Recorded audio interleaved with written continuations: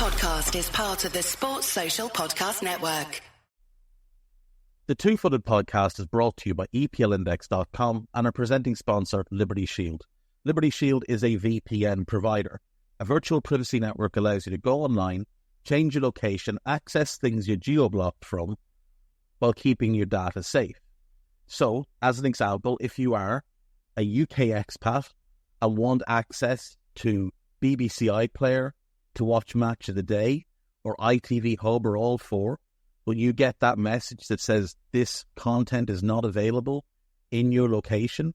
A Liberty Shield VPN gets you around that block, allows you to watch whatever you want on those services, while also keeping your data safe. And it goes further than that. It allows you to open up Netflix's entire library by just changing your IP address. Liberty Shield is the #1 rated VPN provider on Trustpilot with 5-star ratings across the board. So go to libertyshield.com right now, use the code EPL25 and get either the hardware package or the software package. The hardware package is a router that you plug into your existing router, and any item you want to change the IP address on, be it your phone or your television, you connect that to the new Liberty Shield router. All other items can remain connected to your existing router. There's also a software package which is instantly downloadable to your device and you can get using straight away. Again, libertyshield.com, EPL25 for 25% off at checkout.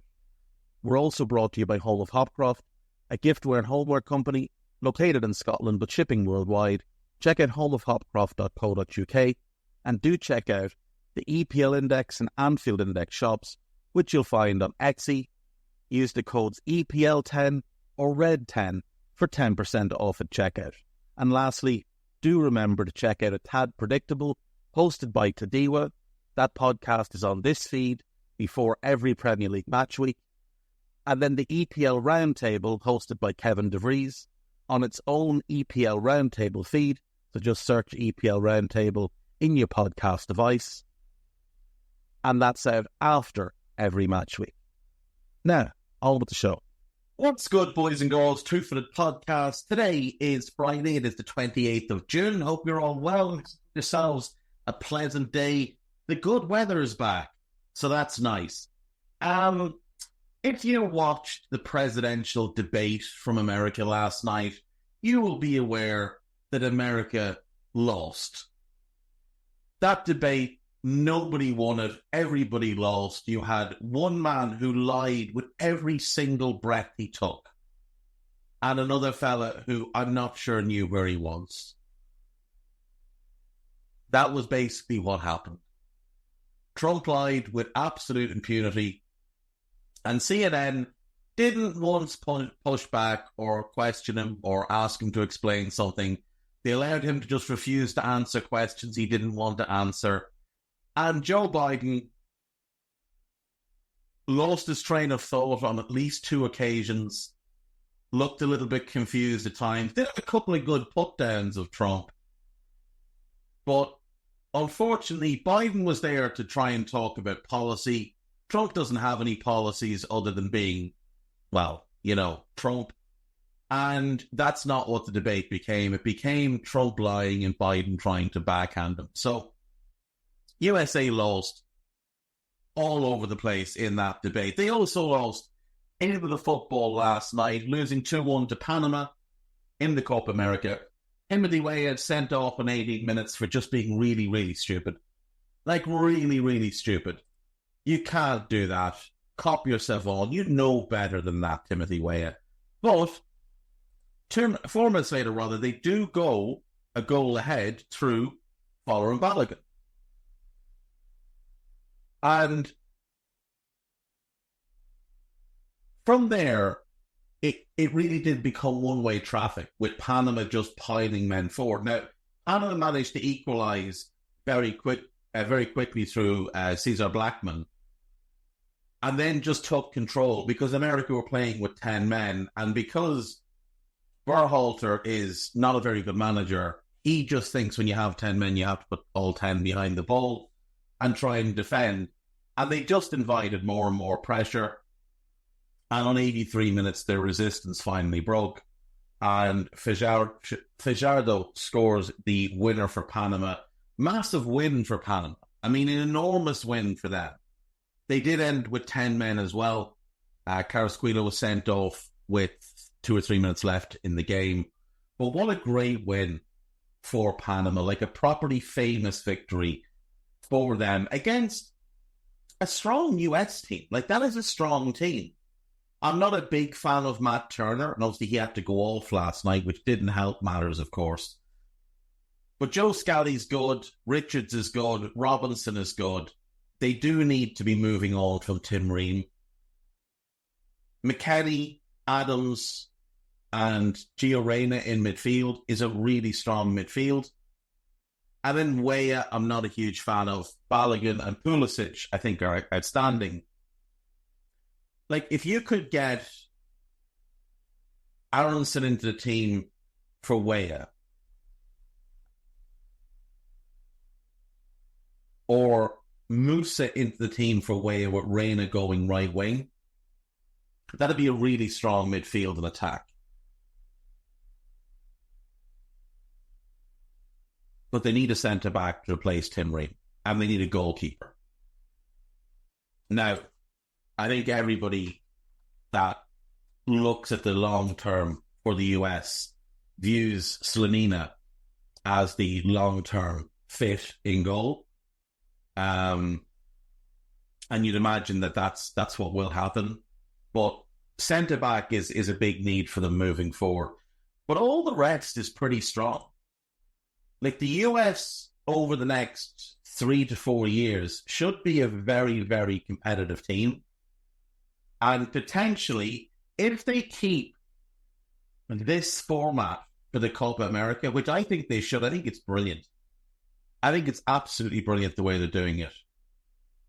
Like, the US should go to the next Copa in a position where they can compete with pretty much anybody. With the amount of talent they've got there, like, just coming off the bench last night, Ricardo Pepi and Johnny Cardoso, very, very good players with big upside. Not off the bench, Musa, Aronson, De La Torre, who I like, Malik Thielman I like. And they've got just a slew of players coming through after them as well, including Slonina. So I think the US are going to be really, really well set up for the next couple of years to develop and grow as an international force. Like, some of the players that weren't in this squad you would have expected. I mean, Serginho Dest is a solid player. I think Scally's a better right back, but that's a really good backup to have. I quite like what I've seen of Bucio at Venezia. It's another midfield option to bring into the mix.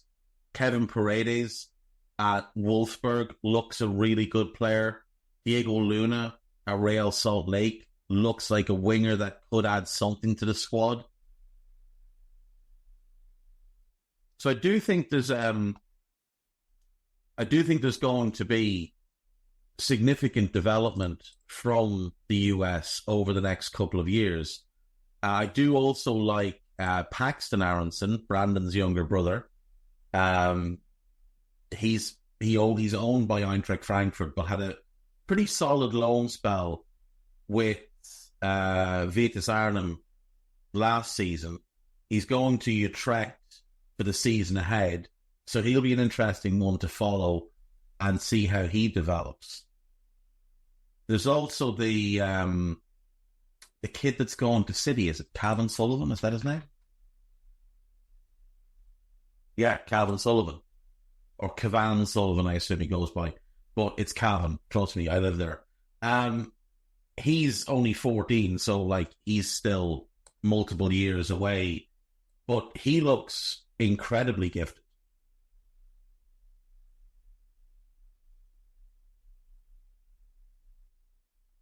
His older brother Quinn is a decent player as well. He plays for Philadelphia Union. The whole bunch, I think there's like 4 or 5 brothers there, and they're all very, very talented players. So, yeah, I think the US are going to be really well set up. Like, there's a good basis for it there now. We've got to find a better manager because Berhalter was dreadful, genuinely dreadful. In the other game last night, Uruguay 5, Bolivia 0. Facundo Palestri scores on 8 minutes. Darwin Núñez makes it 2 on 21. And then the game got out of hand for the Bolivians. Max Orejo scores on 77. Fede Valverde scores on 81. And Rodrigo Bentancur scores on 89. To be fair to Uruguay, they were absolutely dominant. And 4 was probably about fair. 5, it's a little bit harsh on the Bolivians, who, look, they're massively outmatched, talent-wise. Massively outmatched. Most of their players are playing in their home league.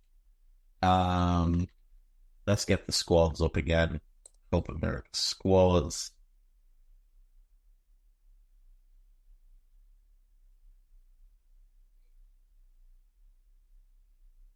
This is Group C, Bolivia. There are 5 players who don't play in the Bolivian league. One of them plays in Serie B in Brazil. One plays for Santos. One plays in Ecuador. Now, by all accounts, he's very talented. I haven't seen him play for his club side or anything, but you can't judge much in a game where his team's getting shellacked like that.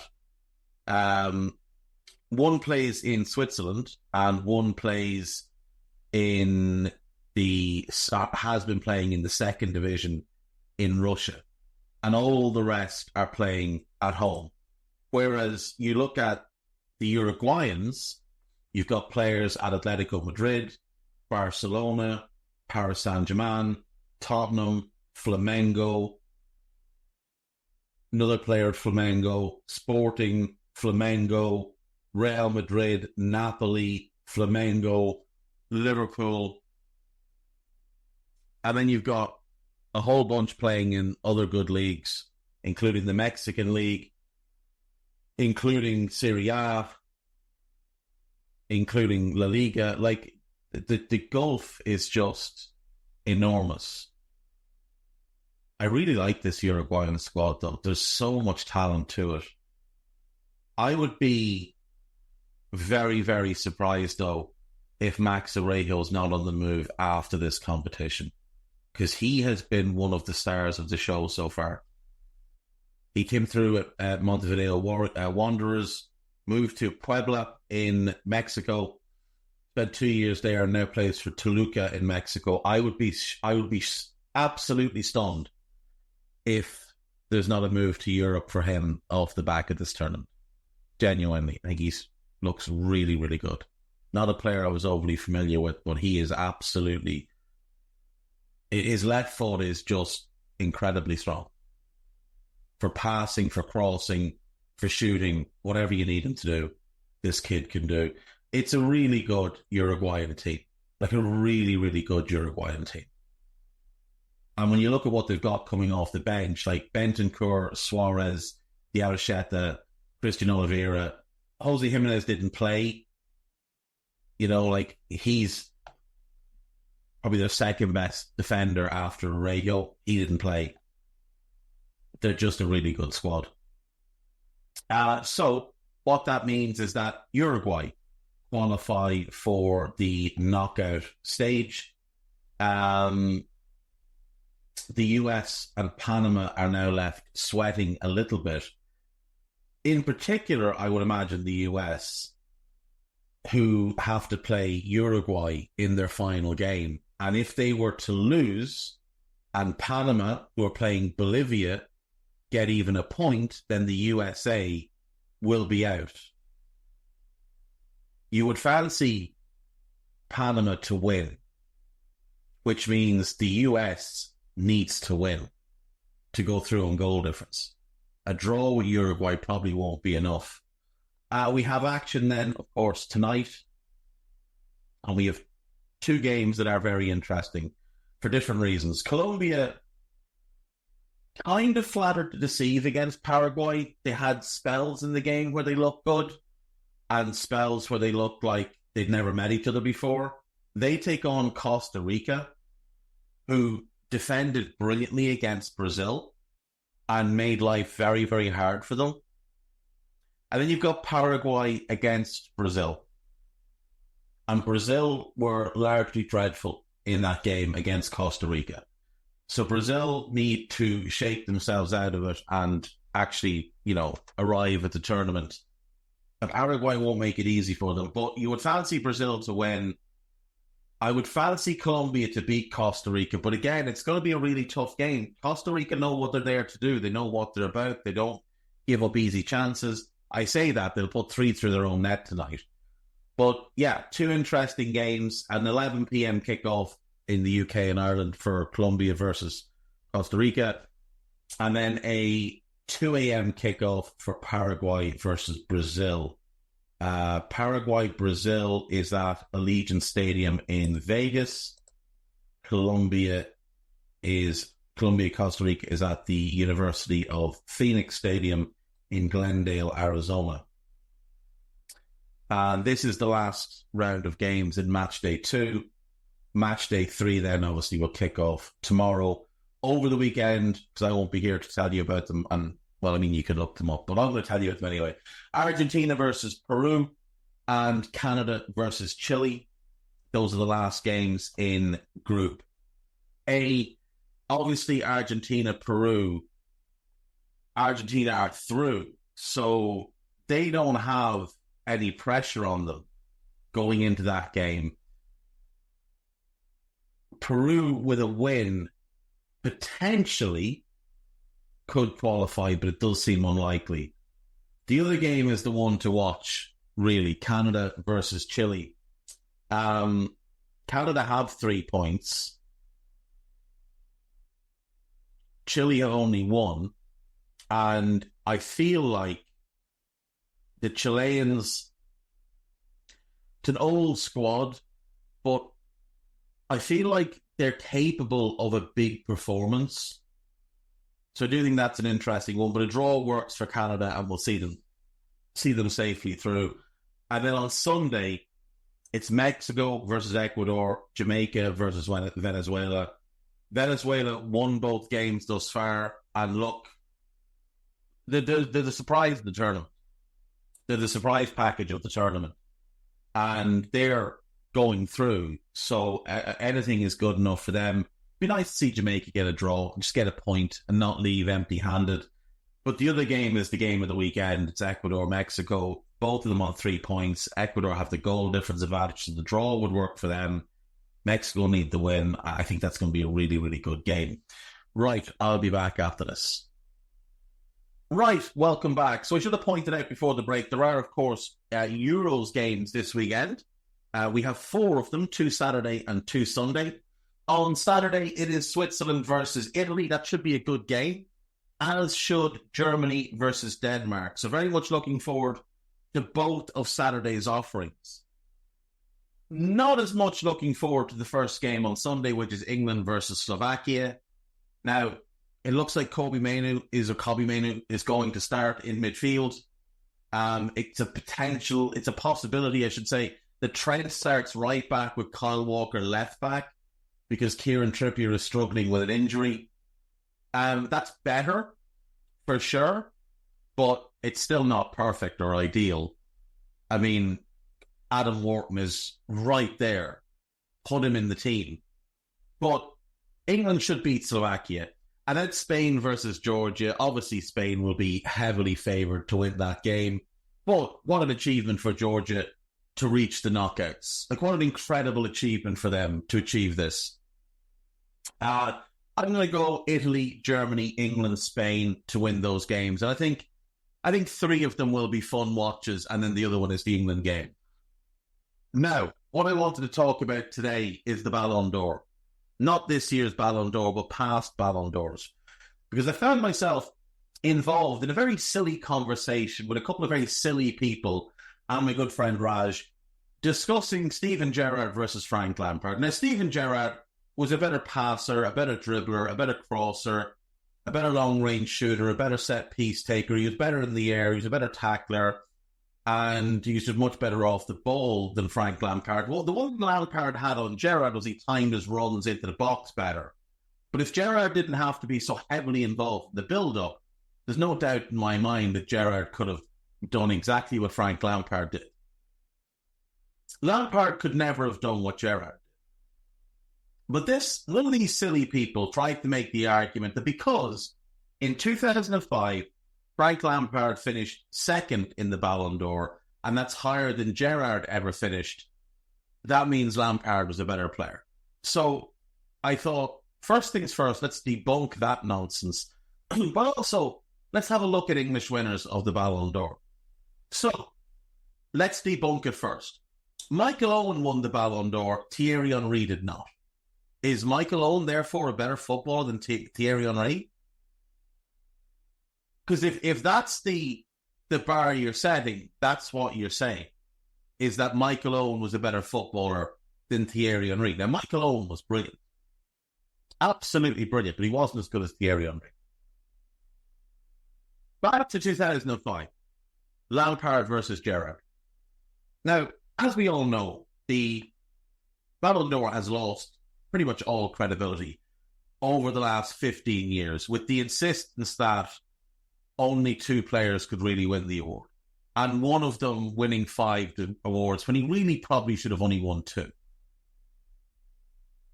It's become a popularity contest. But back in the day, it didn't used to be. So I thought, what I'll do is I'll have a look across their careers and see how many top 10 finishes they have in the Ballon d'Or. Frank Lampard has 1. 2005, he finished second. Steven Gerrard has 3. The highest of which is a third-place finish in 2005. Now, Ronaldinho was voted the Ballon d'Or that year. Absolutely no doubt he was the best player on the planet. He received 33 first-place votes, 11 second-place votes, 4 third-place votes, and 2 fourth-place votes. 50 points. He was unanimous. Across the board, everybody had him on their ballot. Frank Lampard got 6 first-place votes and 13 second-place votes. Steven Gerrard got 8 first-place votes, so 2 more than Lampard, and 18 second-place votes, so 5 more than Lampard. So 7 more people, I should say, had Gerrard on their ballot first or second than had Lampard first or second. Lampard was 3rd or 4th on most ballots. He had 15 and 10. And then 1 5th-place ballot.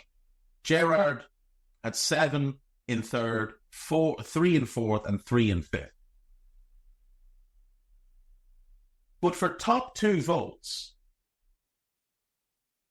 Gerrard outstrips Lampard 26 to 19. The issue for Gerrard is that he's on less ballots. But let's remember the teams they played in. Gerrard played in a mediocre Liverpool team that he dragged to a European Cup win. Frank Lampard played in one of the all-time great Premier League teams that won the Premier League at a counter. Does you swap them? Not only do Chelsea walk the league, they probably win the European Cup. Liverpool win nothing. Liverpool probably finish 6th or 7th and certainly don't win the European Cup. Not even Frank Lampard believes that Frank Lampard was better than Steven Gerrard.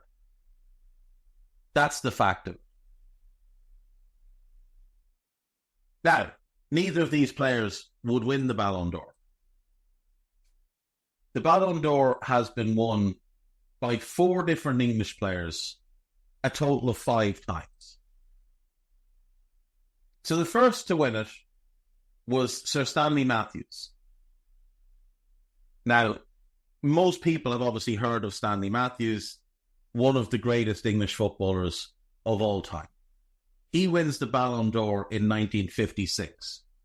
He was also the Football Writers' Player of the Year in 1948 and 1963, 15 years apart. Stanley Matthews played from 1932 at the age of 17 until 1965 at the age of 50. He played 15 years for Stoke, from 17 to 32. And then he moved to Blackpool at 32 years of age, and he played for them for 14 years. Now, admittedly, as he got older, the appearances started to drop off. But at the age of 46, he moves from Blackpool back to Stoke to finish out his career. And in his first 2 seasons there, he plays a combined 52 games. He played 803 games in a career that spanned 33 years. He won 54 caps for England.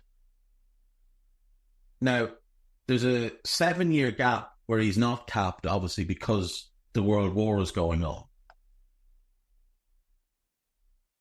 Otherwise, he likely wins 80 caps, because international games were not nearly as regular back then. Like, the most he ever played in a year was 8. That happened once. Played in 6 twice and 5 3 times. The 3 times he played for England, this is even funnier. He played for England first in 1934 at 19. He got his last cap in 1957 at 42. He was a winger. He wasn't a goalkeeper. He wasn't a centre-back that you often see play on. He was a winger. And he played club football until he was 50 and international football until he was 42. Absolutely incredible. Next up then is Bobby Charlton. Another phenomenal footballer. Wins the Ballon d'Or in 66, having led England to the World Cup.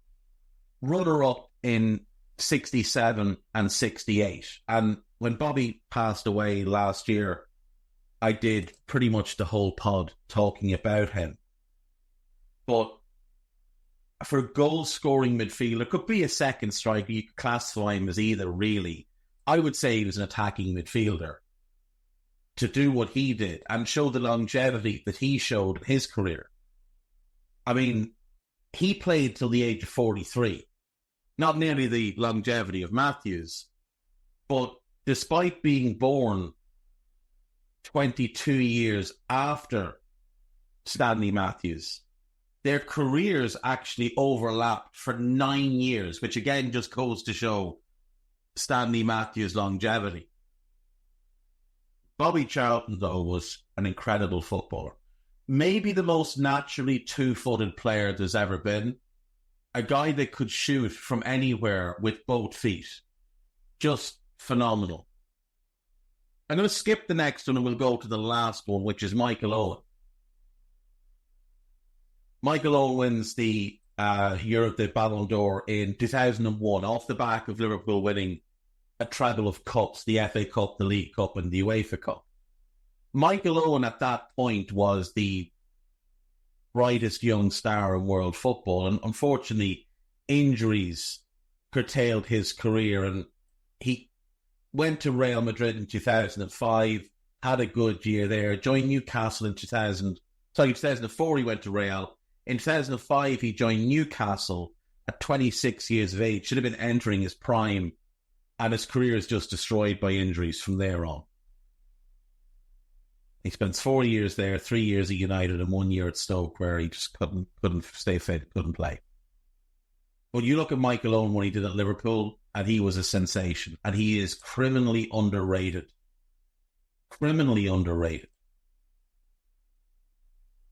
But you know, when we talk about who is the best English footballer of all time, there's a name that never seems to come up. Now, there's a list of players that have won the Ballon d'Or that I'm looking at here. So Messi's won 8, Cristiano's won 5, Platini, Cruyff and Van Basten won 3 each. Now remember, Maradona, LA, etc. were not eligible for this because they weren't European players. This was basically European Footballer of the Year for their careers. But regardless, this guy would have won these anyway, because this is pre-Maradona, post-Pelé. So that's the list of players who've won 3 or more. The list of players who've won 2. The real Ronaldo, Franz Beckenbauer, Alfredo Di Stefano, and Kevin Keegan. And, you know, it's incredibly impressive that Bobby Charlton won a Ballon d'Or and then was runner-up twice. Well, Kevin Keegan was runner-up in 1977 and then won it the next 2 years in 78 and 79. And I do wonder, is he the best English footballer of all time? He's certainly the best English footballer to ever move abroad, because he went to Hamburg from Liverpool, won 2 Ballon d'Ors, won a league title with a team that hadn't come close to winning the league prior to his arrival in many, many years, and then helped them get to a European Cup final. Now, after he left, they would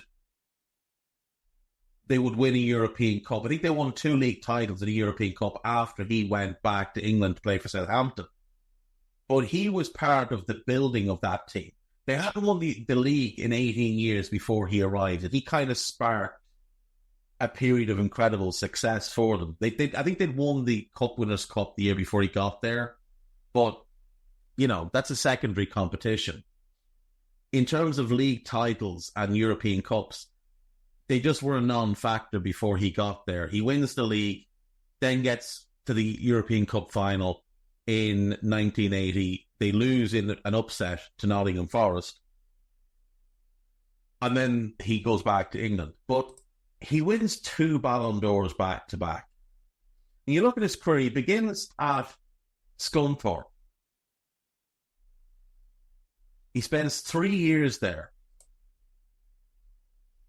playing in the 4th division, right? So bear in mind, that's League 2.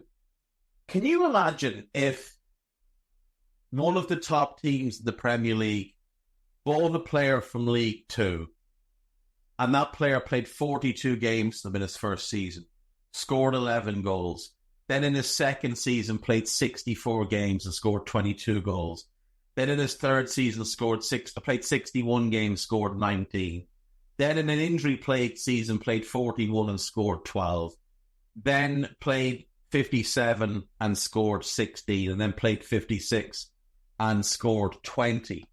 And after they had bought him, where they paid, I believe, 33,000 for him, they were able to sell him for £500,000 after an absolutely incredible 6-year run. You just would never hear of that happening. And then he goes on to Hamburg. He has a good first season, a great second season, a great third season. Then he joins Southampton, has a good first season, an incredible second season. He has won the Football Writers' Player of the Year with Liverpool. He wins the PFA Player of the Year with Southampton, and then he decides to join Newcastle because he wants to be closer to home, drops down in division with them, and has 2 tremendous seasons playing for them. 63 caps for England, 21 goals, 3 league titles, an FA Cup, a European Cup, and 2 UEFA Cups at Liverpool, a Bundesliga with Hamburg. But it's the individual awards that we're looking at here in terms of, should he be in the conversation? Well, he definitely should be in the conversation. But I think there's a real case he made that he is the best English player of all time. So he wins the 2 Ballon d'Ors. In his 3 seasons in Germany, he's in the Bundesliga Team of the Year 3 times.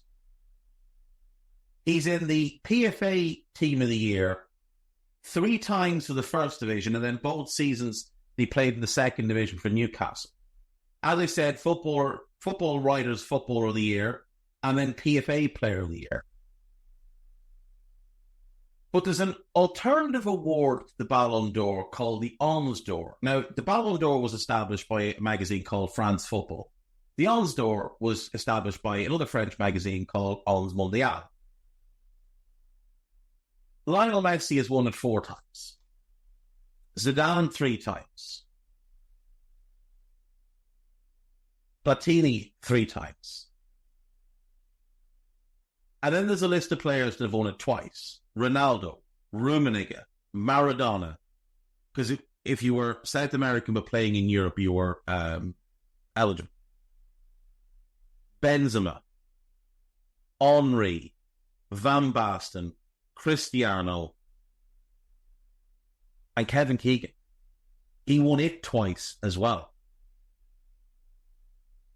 In terms of total finishes, so they hand out an Ons d'Or, an Ons d'Argent, which is second place, and an Ons de Bronze, which is third. So Messi has 4 first and 2 second. Zidane, 3 first, 3 second, 1 third. Cristiano, 2 first, 3 second, 2 third. Henry, 2 first, 1 second, 2 third. Platini, 3 first, 1 second, no third place finishes. Maradona, 2 first, 2 third. Ronaldinho, 1 first, 1 third, 2 second. Jean-Pierre Papin, 1 first and 3 thirds. And then Marco van Basten has 2 first and 2 second, and Kevin Keegan has 2 first and 2 second. Like, if we just look at first and second, it's Messi with 8, Zidane with 6, Cristiano with 5, and then Keegan and Van Basten with 4 each, who finished in the top 2 for that award. No other English player has won it. No other English player other than Steven Gerrard in 2005 finished second. Michael Owen in 2001 finished second. David Beckham in 1999 finished second. Chris Waddle in 1991 finished second. Oh, Beckham finished third in 2003 as well. And Gary Lineker in 1986 finished third.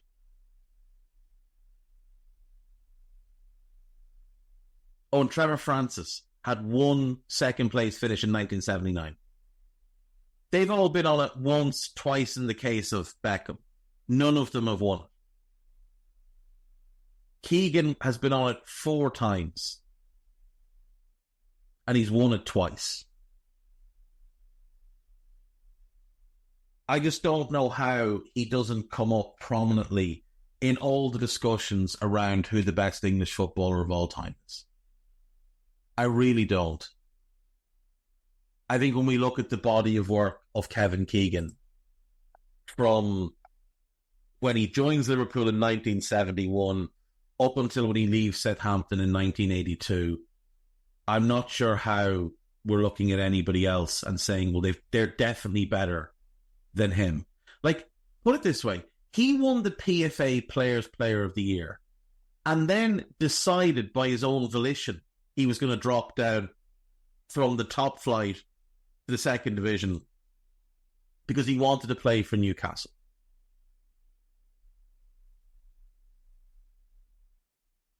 I mean, it's just incredible. Absolutely incredible. Imagine if the best player in the Premier League decided that he wanted to go and play in the Championship. And not for money. Not for money. Just because he wanted to play for the Toon. Incredible. Right. There's my case for Kevin Keegan to be included in all your discussions about the best English player of all time. I will be back after this with the gossip.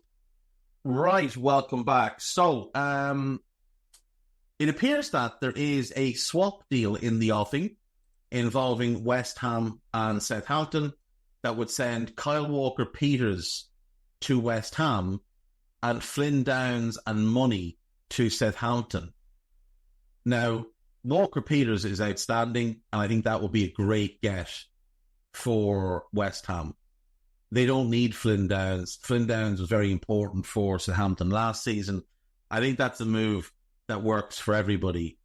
But I think West Ham, even with needing to put money into that, are definitely getting the better deal. I said I thought Brentford should move from. I think they've missed a trick there. I think that's a great signing for West Ham if they pull that off. There's probably another swap in the offing as well, or potentially another swap in the offing as well, with Kieran Dewsbury-Hall going to Brighton and Jakob Moder and Cash going to Leicester. But Chelsea have apparently made a bid for Dewsbury-Hall, proving once again that they don't really know what they're doing. Although, I do quite like the idea of a Caicedo-Dewsbury-Hall double pivot, but you've just got the Enzo Fernandez issue there, which complicates that.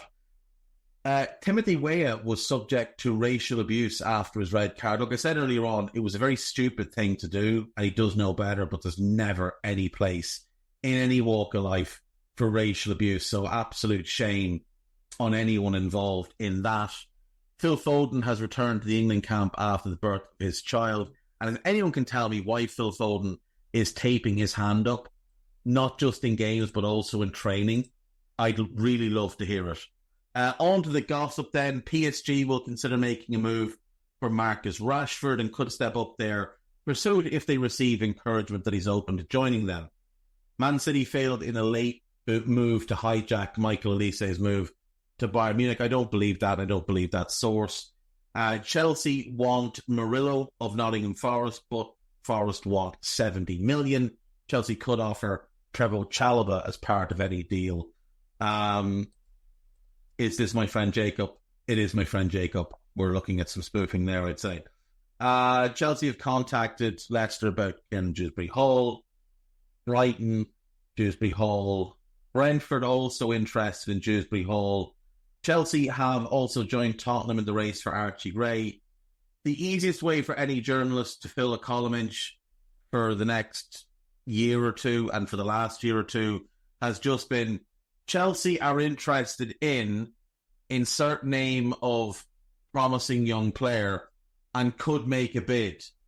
And nobody will question it. Everybody will just assume it's true. Chelsea have emerged as strong contenders to sign Lucy Bronze. Clubs in America's National Women's Soccer League are also interested in signing Bronze. She might fancy the change. Manchester United forward Mason Greenwood is thought to prefer a move to Marseille over his other options. The fact that he has other options just annoys me. Tottenham have a £20 million bid rejected for Jacob Ramsey, a deal which would have also involved Giovanni Lo Celso moving the opposite direction. I mean, Emery has worked well with Lo Celso in the past, but I just don't think you move on from Ramsey. Napoli have no plans to sell Ficha Kvaratskhelia. Oh, that's what Napoli have told Fabrizio Romano to say, paid him to say, so, you know. Newcastle have been told by AC Milan that only a fee of around 40 million will be enough to prize Fikayo Tomori from the San Siro. Chelsea striker Romelu Lukaku is open to a moves with both AC Milan and Napoli. Just don't see it going to... I don't see him going to Napoli, to be honest. Albert Sambi Lokonga has agreed terms with Sevilla to join on loan for next season. Arsenal are set to seal a deal for Espanyol's Jon Garcia, which will see the 23-year-old Spanish goalkeeper become their first summer signing.